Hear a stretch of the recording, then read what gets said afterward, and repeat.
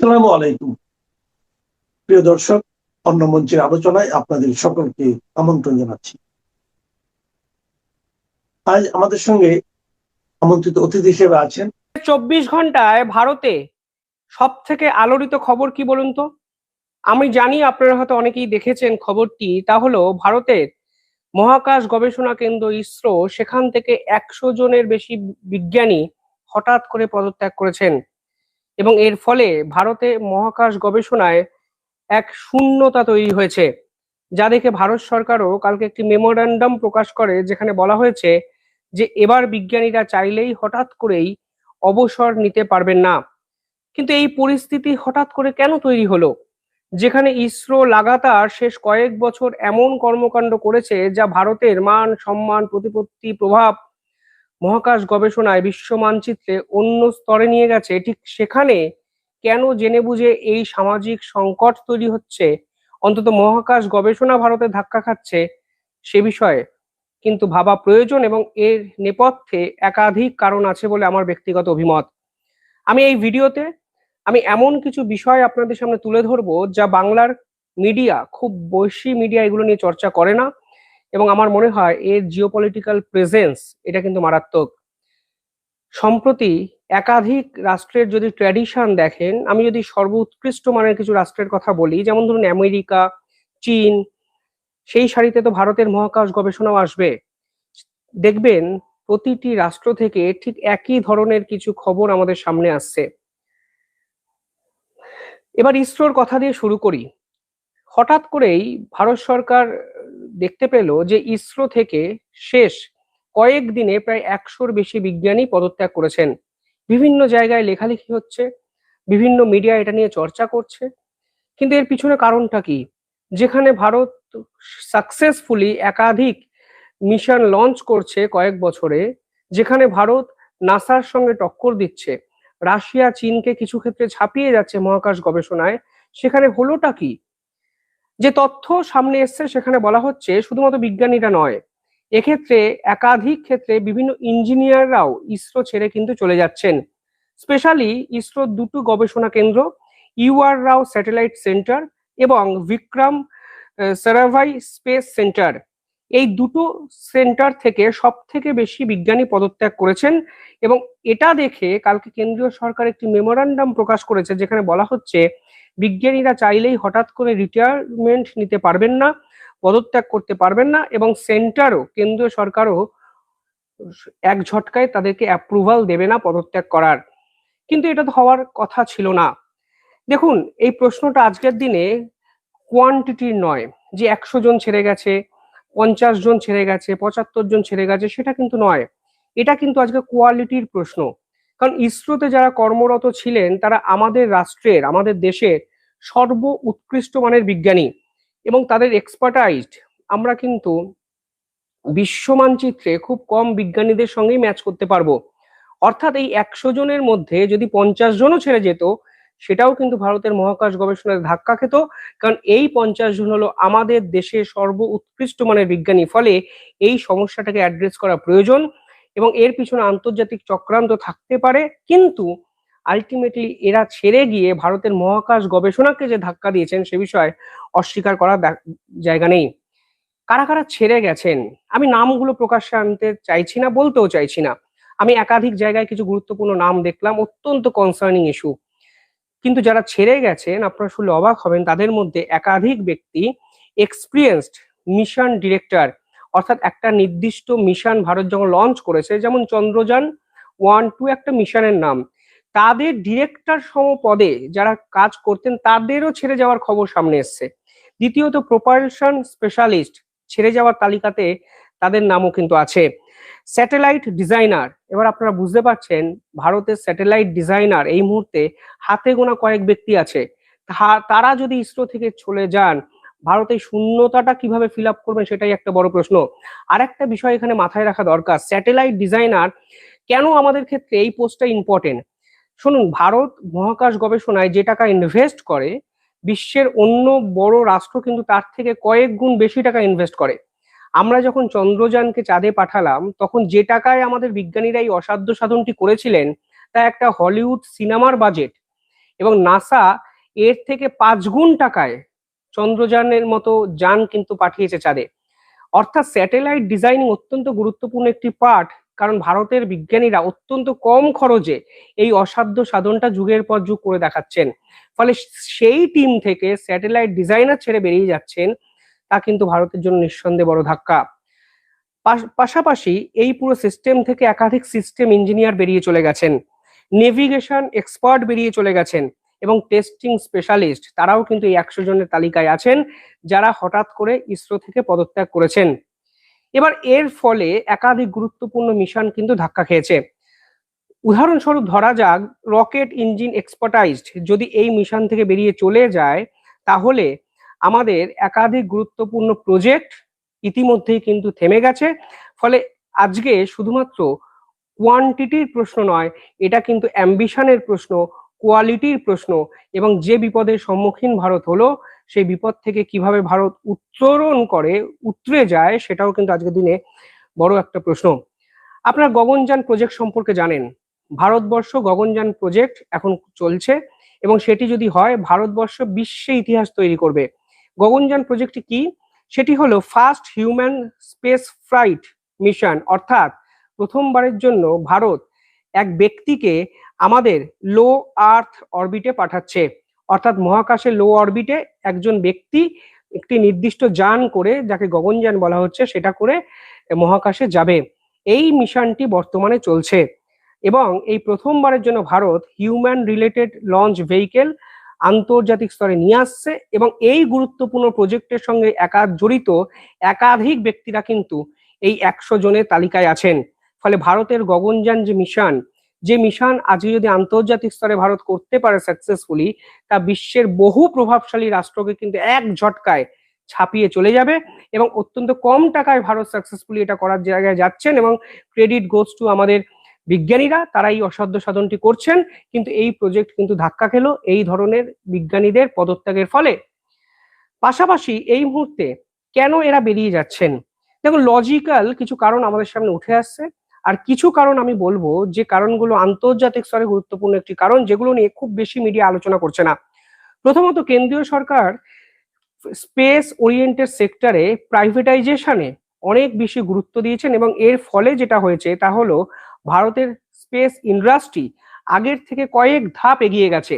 এবার ভারতের মহাকাশ গবেষণা এক স্টেপ এগিয়ে তো গেল, কিন্তু এর ফলে যেটা হলো তা হলো প্রাইভেট অনেক কোম্পানি এইখানে নতুন করে তৈরি হলো ভারতবর্ষের বুকে, অনেক নতুন স্যাটেলাইট কোম্পানি তৈরি হলো, এবং অনেক বেশি স্পেস ডাটা কোম্পানিজ তৈরি হয়েছে শেষ কয়েক বছরে। নতুন স্টার্টআপ তৈরি হয়েছে যারা বিপুল পরিমাণে ইনভেস্টমেন্ট বিদেশ থেকে পাচ্ছে। শুধুমাত্র ভারতের ইনভেস্টমেন্ট পাচ্ছে তা কিন্তু নয়, আমি আবার কথাটা রিকোর্ড করছি, আপনারা গুগলেও চেক করতে পারেন। ভারত সরকার যে প্রাইভেট স্পেস সেক্টরকে গুরুত্ব দিল, এর ফলে ভারতের মহাকাশ গবেষণা তো এগোলো, কিন্তু প্রাইভেট একাধিক রকেট কোম্পানিজ বাজারে লঞ্চ হলো, স্যাটেলাইট কোম্পানিজ লঞ্চ হলো, এবং স্পেস ডাটা কোম্পানিজ লঞ্চ হলো, যারা বিদেশি ইনভেস্টমেন্ট বিপুল পরিমাণে পেল ভারতের বাজারে। এর ফলে যেটা হলো তা হলো ইসরো থেকে একাধিক বিজ্ঞানী যারা বিভিন্ন সরকারি প্রজেক্টের মাথার উপরে আছে, এক্সাম্পল স্বরূপ ধরা যাক চন্দ্রযান 3 এর মাথার উপরে যারা ছিলেন, গগনযান প্রজেক্টের মাথার উপরে ছিলেন, যাদের রিপ্লেসমেন্ট ভারত সরকারের কাছে নেই, যারা কার্যত এই সকল মিশনগুলো director, propulsion specialist, satellite designer, system engineer, testing specialist, navigation expert, তাদেরকে বিপুল পরিমাণে টাকা দিয়ে এই সকল প্রাইভেট কোম্পানিগুলো কার্যত কিনে নিল।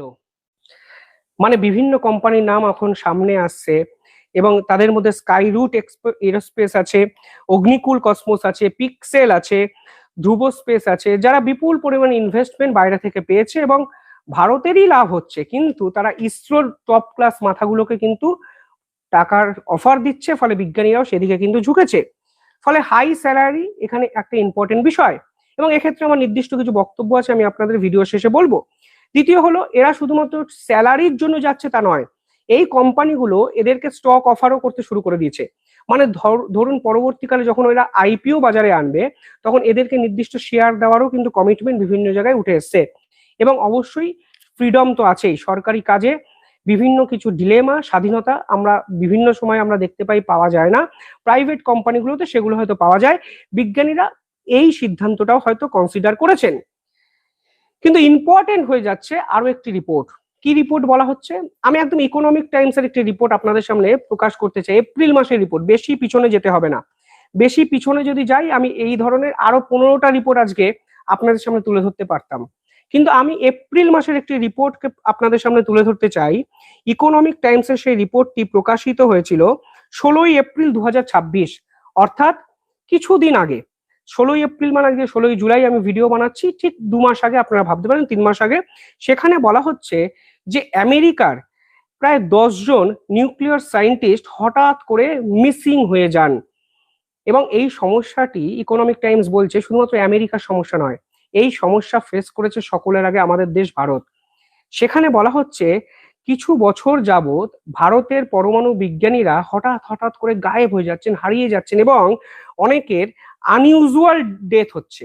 খুব ইম্পর্টেন্ট একটা বিষয়, 16ই এপ্রিল 2026-এর এই রিপোর্ট, বেশি পুরনো রিপোর্ট নয়, যেখানে বলা হচ্ছে ভারতের 12 জন পরমাণু বিজ্ঞানীর আনইউজুয়াল ডেথ হয়েছে কয়েক বছর, এবং তাদের কেন মৃত্যু হয়েছে, কেন তারা হঠাৎ করে মিসিং হয়ে যাচ্ছেন, গায়েব হয়ে যাচ্ছেন, তার কোনো হদিশ কারুর কাছে নেই। এবং এই ট্রেন্ড পরবর্তীকালে ভারতের পাশাপাশি আমেরিকাতেও দেখা যায়।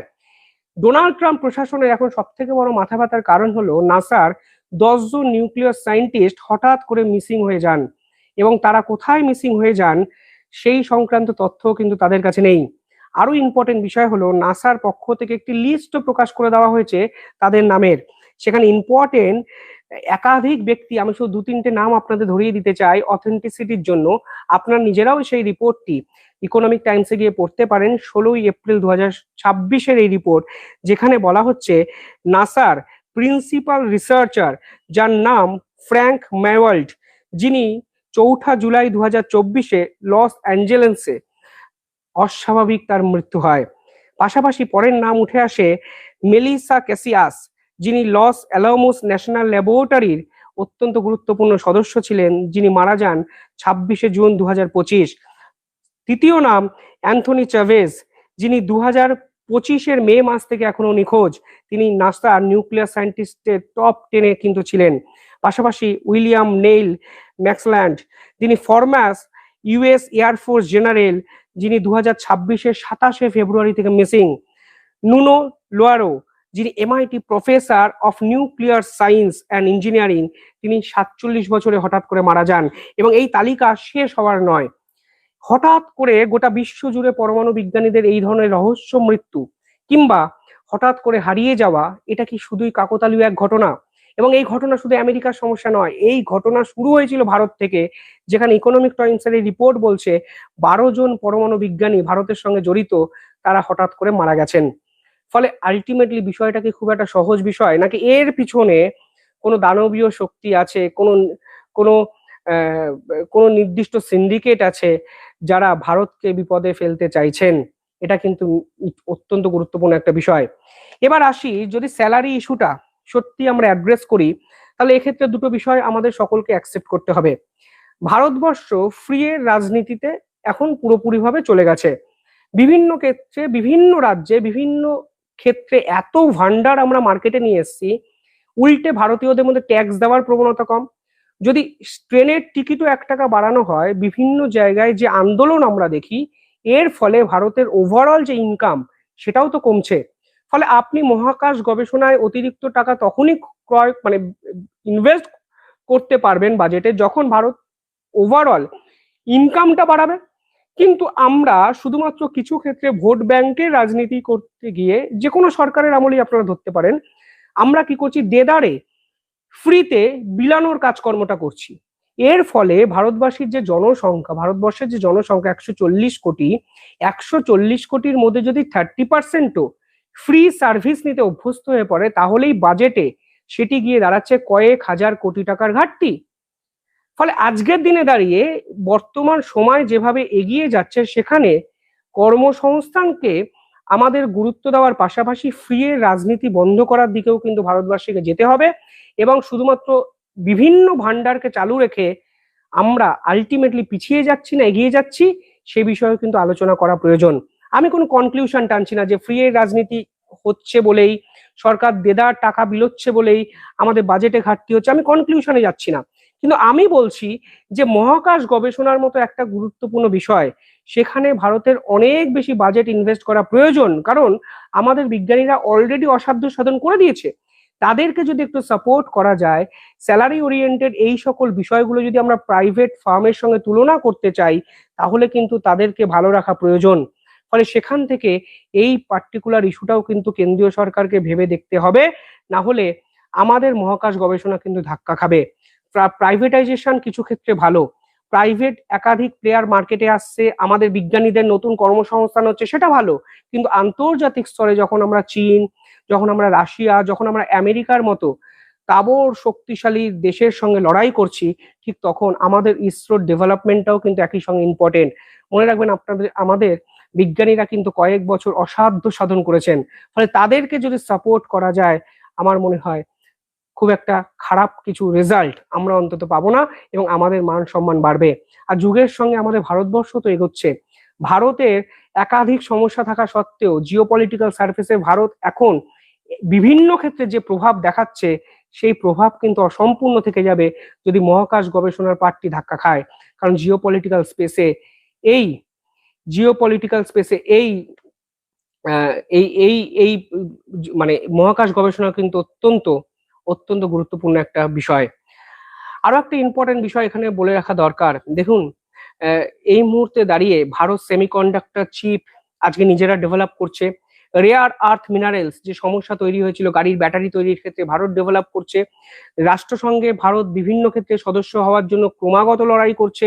মধ্যপ্রাচ্যের যুদ্ধের মধ্যেও ভারত দিনের পর দিন ভারত আহ, জ্বালানি সংকট মিটিয়েছে। অর্থাৎ বিভিন্ন ক্ষেত্রে ভারত কিন্তু তাদের প্রভাব বৃদ্ধি করেছে আন্তর্জাতিক স্তরে। কিন্তু যেটা মেন সমস্যা হয়ে যাচ্ছে, তা হলো আমাদের ভারতীয়দেরও কিছু ক্ষেত্রে যেমন বদলানো উচিত, ঠিক তেমন সরকারের ডোমেস্টিক ইন্টারনাল পলিটিক্সকে মেনটেন করার জন্য কিছু পলিসি কিন্তু বদলানো প্রয়োজন। এডুকেশন এবং মহাকাশ গবেষণা, এই দুটো বিষয়কে গুরুত্ব না দিলে আমরা সামগ্রিকভাবে প্রভাবশালী বহু রাষ্ট্রের থেকেও কিন্তু পিছিয়ে পড়তে পারি, সেটাও কিন্তু মাথায় রাখা প্রয়োজন।